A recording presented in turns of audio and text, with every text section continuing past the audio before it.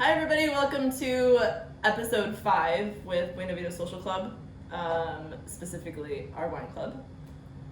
I have a homie here with me today. What have you got to say for yourself? Tucker? Hello everybody, my name is Tucker Larson. I work as a sales rep for Selection Sauvage, a natural wine importer. Timo's the guy who started it up, gave me the opportunity to try my hand at selling wine. I originally got into wine just because I love drinking it. And that's kind of like the best way to get into it, in my opinion, is find a grape you like, try it out, try 10 of them, then move on to another grape. Try 10 of those. It's the whole journey. Go back to the first one, try 2 more, you know. And then boom, you got a drinking problem. Or you're just working And your a way job. around the world. Yes, you can get a job that way too. Totally. So this month's theme is party wine could be nerdy wine. We've all been in the boat where you show up to a party and you end up drinking 19 Crimes or Apothic Red. Not to bash either one of those. Definitely not to bash the If dog. you know, if you like it, you like it. It's cool. I'm here for it. But also when I go to a party, I like to, drink kind of cool stuff and be able to share a story about what I brought. So today we have 2 solutions for you for when you go to gatherings with family, friends, whatever, and bring these, share them. Everybody's gonna like them. They're not too weird. They're not too off the beaten path. Just general crowd pleasers with a cool story behind them. Very approachable, very delicious wines that you're going to be able to talk about and people are going to love. Bubbles. Okay. Let's open them and drink. Let's. All right, so let's get into the white. Super beautiful Remy Laroque. This is a pet nat. It's from Gaillac in France. Tucker, tell me what you know about French wine. French wine, it's classic, very traditional. Woo! But I will say, nice. What I will say about pet nats is if you don't know about them, you must live under a rock because they are very. She's a Look at that! fool. Look at that! Ooh, they are very popular. What's up? And they're fun. They can go a bunch of different ways. And they're always bubbly. Well, not always. Mostly always bubbly. So, pet nat.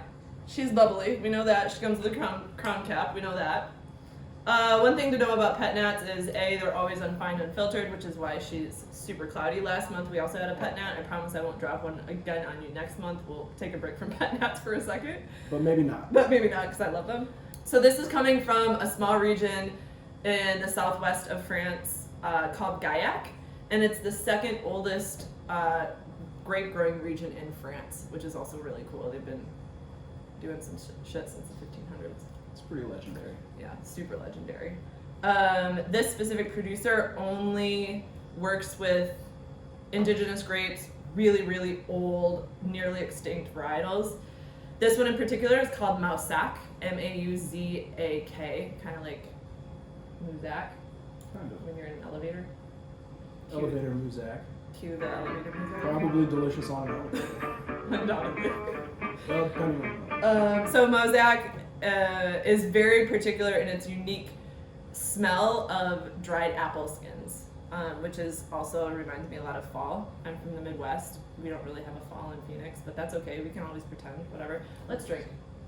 Cheers. Ooh, she's still so bubbly on the nose. But you know what? Those bubbles don't overtake it. No. You know, they're not super large. They're not very voluminous, if you will. It's a very pleasant bubble. Which sometimes you can get some pet nats where it's just like jumping out of the bottle. A lot of the times, if it's not super cold, you'll open them up and they'll like literally explode. Yeah, that happened last month on camera. It would really? not stop overflowing from the bottle, and it was just doing whatever. Check it back did. into episode 4 and you'll be able to see what I'm talking about. It just goes to show you, like, wine is living all the time. We It never should know be. what mood she's gonna be in. We It don't should know. be. Wine should be living all the time. So on the nose, what do you got? I mean, definitely dried apple skins. You can kind of still catch some of that CO2 from the bubbles, which you should from a pet nat. I get like a lot of like juicy pear. Yeah, some white stone fruit. What's a white stone fruit? I don't know, stone fruit that's white. Okay. I think a pear is white stone fruit. Red. Like a plum. That's red. On the outside. No, you're right. White plum? There. They got white plums. They're definitely. Whatever. We're not we're botanists, all right? We just drink wine and sell it. So we know the nose. How's the palate? She's got like a little bit of sweetness to her, huh? A little bit of sweetness. There's kind of a little bit of some residual minerality at the end. There's a touch of saltiness, which I love salty wines. I think that they just like make you want to literally go back immediately and drink more wine. Definitely. Also, check your email for when we do the release, and I also have food pairings with this. Right off the bat, I'll just mention right now that I think this would be fucking amazing with any Asian cuisine. Oh, definitely. Like anything spicy and fatty, because it's super high in acid, and all the bubbles will cut through like spiciness and fattiness, and like, yeah. Particularly white pet nats, pork chops, like grilled pork chops. Interesting. Anytime I'm like, everyone always talks about how you want like a big red wine to go with your grilled meat. Grilled pork chops and like a bubbly white wine, especially like white wines that have some skin contact. This one obviously it's not, but bubbly white wines are awesome with pork chops. Obviously, the sides you can get a little variation, but they hold up to that fat super well, and it's delicious. You heard it from the best. Yep. Anyway, it's almost cidery, huh? A little bit. Yeah, she's a little tasty. bit. But not quite as intense as like a cider is, Ciders can get really sour really quick. This isn't so much sour. Mm-hmm.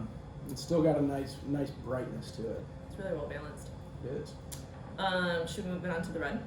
Round 2. Round 2. Jean-Paul Dubost, Beaujolais Village. As you'll notice on your email, it will have listed that it's Beaujolais Lantinier. Quick anecdote about that. Lantinier is still a village, so there's village and then there's cru. Cru just means that it's more quality fruit and it comes from a very specific location in Beaujolais. And it's depending on the exposure of the grapes, how great the soil is, how old the vines are. That kind of dictates how expensive the wine is. So typically Beaujolais Village is less expensive than cru wines. Cru meaning if you see a Beaujolais and it says Fleury or Morgon or Saint Amour or Juliana, all of those, there's several more, but all of those tend to be a little bit more expensive than Village level Beaujolais. So anyway, long story short, this is Lantinier, which is a village in Beaujolais. And I will say, that's a ton of words, a ton of French words. It is, sorry. If it doesn't stick, what I've found a really great way to learn this information is just to straight up Google this stuff. Yep. It really, it's all pretty accessible. I know it can definitely seem intimidating in a wine store, and I'm still very intimidated, particularly in the French wines. But if you just go on Google, the internet has pretty much everything you need to learn. All the answers. Wine. Yeah, it really does. It also has a lot of fake news. It does. Mm-hmm. It does. So don't be surprised if you learn something on Google and you go into a wine shop and they say you're wrong. But that's cool too. Being wrong is actually Just gotta laugh at cool. yourself. Yeah, it's fine. Being wrong is cool. And if the person who you're wrong to is mean to you, that just means they kind of suck. So Yeah. move on. Forget about them. Yeah. Leave. Just embrace being wrong. This is life wisdom. That's more Tucker. of a life tip than a wine tip, but it does actually work out pretty well to be a wine Life tip. wisdom with the tux. Alright, so we have Gamay. Very, very, very largely grown grape. Super easy to grow. The only place in France that it's primarily a part of is Beaujolais. So you always hear Beaujolais Nouveau, blah, blah, blah. Beaujolais also grows Chardonnay, but just a teeny tiny teensy bit. But they mostly pump out lots and lots of Gamay.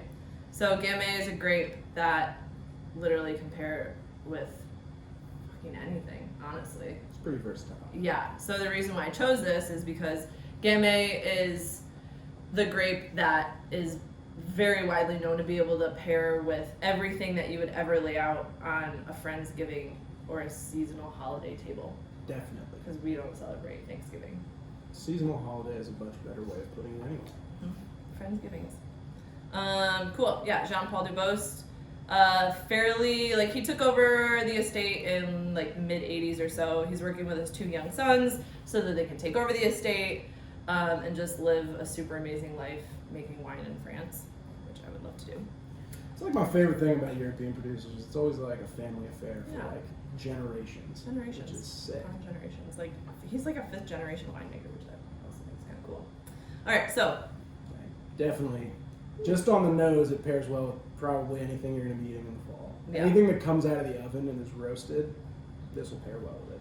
yeah, so you can definitely tell just by the color and the way that it's sticking to the glass that it's very much like medium bodied. I wouldn't even call it medium to lighter bodied or medium to full bodied. It's just straight medium. Tons and tons of fruit on the nose, huh? Definitely. Lots. Like any red fruit, just name it. Yeah. It's probably in there. Even right off the bat, what comes to mind, which is kind of weird, is like chai. Like I'm getting. It does have that It has like a spiciness to chai it. spice Yeah, situation yeah. going on. A little bit of the leatheriness, which kind of leans into that same chai smell. Hot damn. That's so good. Beaujolais is like the original chillable red. Mm-hmm. It's like, this would be great in the summertime with a slight chill on it. It would be great in the fall, particularly in Phoenix, without a chill, because you got the nice slight chill in the atmosphere. Yeah. Works out great. So this has kind of some candied qualities to it, which is a product of carbonic maceration, which I will not get into, but it's a winemaking technique that basically like gives it like a candied like banana strawberry like bubblegummy situation going on, which is exactly what this is.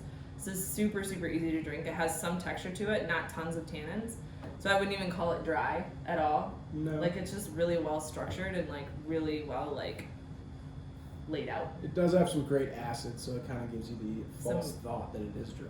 Grape acid. Hey. I just looked everybody right in the eye and said grape acid.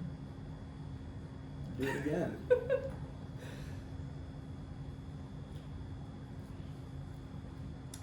Yeah, it's just like a really great all around That's delicious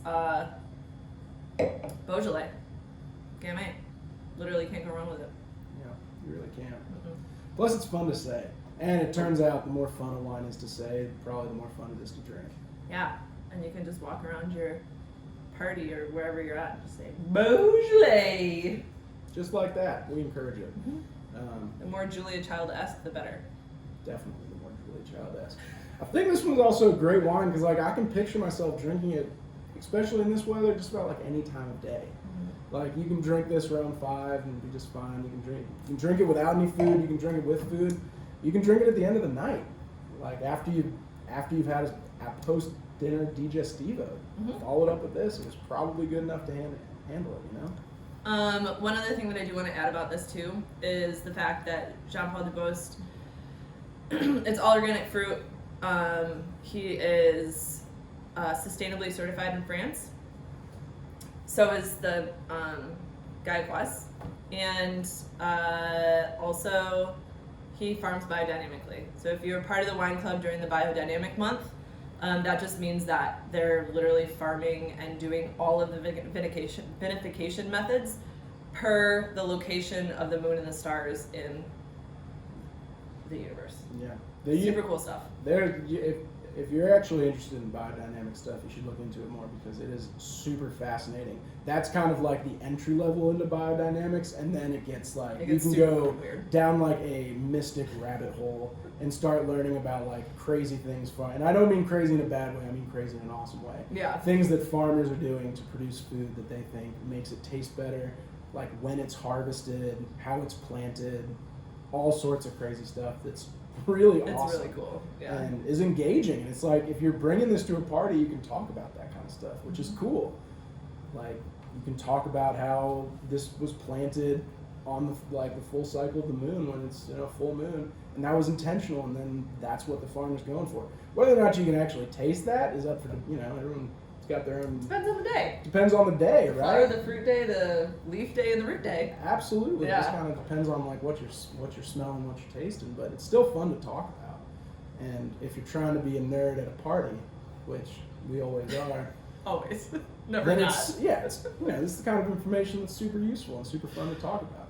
Yeah. Which is why wine to me is very fun. It also because- just means that it's like great for the earth too, right? So like the farmer is taking a lot into account that this is a product, an agricultural product of the earth, and that like we have the privilege of consuming it, but that's only dependent on how great the vintage is or how much Mother Earth wants to put out for us to be able to consume. It's true. Yeah, super cool stuff. All right, my friends, that is the show for today. Party wines, nerdy wines, nerds, Big time nerds. giant nerds. Massive. Let's drink some more. Massive nerds. I'd highly recommend if you haven't gotten into the world of pet nats, start drinking some pet nats. Mhm. They're fun. They're different. They're always like unexpected and like weird and Yeah. kind of like they're good with friends because like you open one up. If it's a little too weird for you, you've got 4 people to drink it. You only have to drink 1 glass.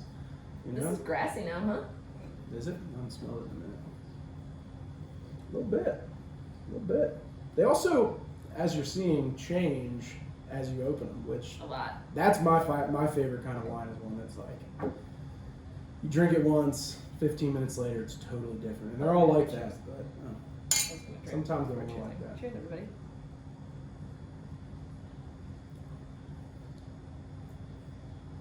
Fist pump. Apple sweets go hard on this one. Yeah, hard in the paint for sure. Mm, You ready to chug this? sure.